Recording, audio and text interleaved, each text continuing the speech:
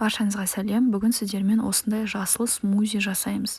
Соңғы жылдары жасыл өсімдіктерден жасалатын смузи және коктейльдер салауатты өмір салтын және диетаны ұстанатындардың арасында өте танымал. Түрлі жасыл смузилар танымал жеміс шырындарына айналуда.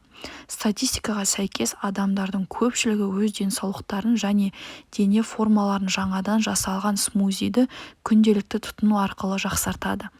Жасыл смузидің рецепттерін диета және салауатты өмір салтын ұстанатындары интернет арқылы бір-бірімен алмасып отырады. Жасыл смузидің негізгі компоненттері жасыл көкөністер, тұқымдар және дәндер. Олар магний, кальций, темір, калий, С дәруменімен адам денсаулығына қажетті өзге де пайдалы заттарға бай болып табылады. Интернетте жасыл смузи жасаудың рецепттері жетерлік, және оларды сайттар мен форумдардан оңай тауып алуға болады.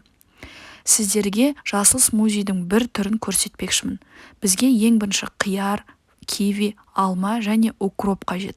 Осыларды жақсылап турап, ыдысыңызға салып, блендермен араластырып аласыз.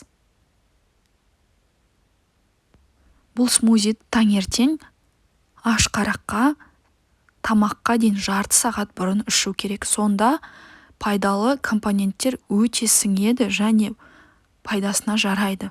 Маған подписка жасап, лайк қойды ұмытпаңыздар. Үлкен рахмет.